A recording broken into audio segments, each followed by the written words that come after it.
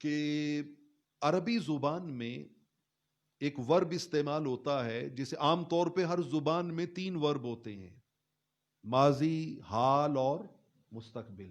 یہ 3 ٹینس ہوتے ہیں، پاسٹ ہے، پریزنٹ ہے، فیوچر ہے. عربی زبان میں جو ورب کی تقسیم ہے وہ تھوڑی ڈیفرنٹ ہے، مختلف ہے. اس میں ایک ورب ہوتا ہے جس کو ہم فعل مضارع کہتے ہیں. کیا؟ فعل مضارع. اچھا، فعل مضارع کی ڈیفینیشن یہ ہے، آپ کسی عربی زبان کی ABC جاننے والے سے بھی پوچھیں گے نا کہ فعل مضارع کیا ہوتا ہے، تو وہ کہے گا فعل مضارع وہ فعل ہوتا ہے جس میں بیک وقت 2 زمانے پائے جائیں. کتنے زمانے؟ 2. لفظ ایک ہوتا ہے لیکن اس کے میننگ میں زمانے 2 ہوتے ہیں. اس میں حال کا معنی بھی ہوتا ہے، اس میں مستقبل کا معنی بھی ہوتا ہے. یعنی وہ پریزنٹ کا معنی بھی دیتا ہے اور فیوچر کا معنی بھی دیتا ہے. میں ایک مثال دیتا ہوں.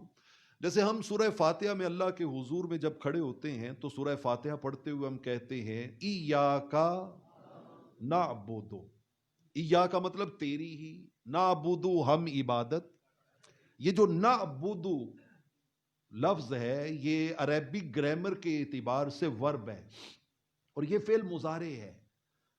اس میں دونوں زمانے پائے جا رہے ہیں، پریزنٹ بھی فیوچر بھی. اس کا معنی یہ بھی ہے کہ ہم تیری ہی عبادت کرتے ہیں، اور اس کا معنی یہ بھی ہے ہم آئندہ آنے والے زمانے میں بھی تیری ہی عبادت کریں گے. بات سمجھ گئے نا آپ؟ ایک مثال کافی ہے.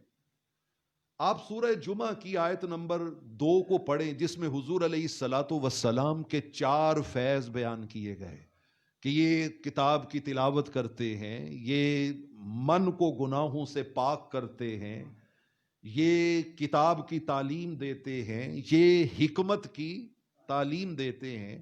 آپ حیران ہوں گے کہ چاروں جگہوں پہ اللہ رب العالمین نے جو ورب استعمال کیا ہے وہ فعل مضارع استعمال کیا ہے. یتلو فعل مضارع ہے، یزکی فعل مضارع ہے، یعلم فعل مضارع ہے. اس کا مطلب کیا ہے کہ لوگوں یاد رکھنا، یہ ختم نبوت کی دلیل ہے، ختم نبوت کی دلیل ہے. فرمایا محبوب کے ظاہری زمانے میں جتنے انسان موجود ہیں ان کی جھولیوں میں بھی یہ 4 کرم یہی نبی ڈال رہے ہیں. اور فرمایا قیامت تک جتنی انسانیت آئے گی ان کی جھولیوں میں بھی یہ 4 کرم یہی محبوب ڈالیں گے. میری بات سمجھیں آپ؟ میں نے عربی گرامر کے اعتبار سے آپ کو بات سمجھائی. اچھا، اسی کے ساتھ اب وہ میں اگر آیت کا ترجمہ جوڑ دوں تو آپ کو بات سمجھ میں آئے گی. یہ جو 4 کرم صحابہ پر ہوتے تھے نا، صحابہ پر ہوتے تھے کہ ایک لمحہ پہلے سینہ جو ہے وہ گناہوں کی کالک سے سیاہ ہے، اور جیسے ہی رحمت کونین کی نگاہ کرم پڑی ہے تو سینہ 14ویں کے چاند سے زیادہ روشن ہو گیا ہے.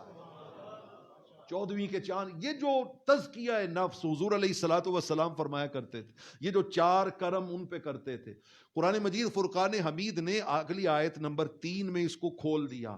فرمایا لوگوں یاد رکھنا یہ 4 کرم ان کو بھی ملیں گے، وآخرین منہم لما یلحقوا بہم. وہ ابھی جو یہاں موجود نہیں ہیں، بعد میں وہ آئیں گے، لیکن یہ ان کی جھولیوں میں یہ 4 کرم یہی نبی ڈالیں.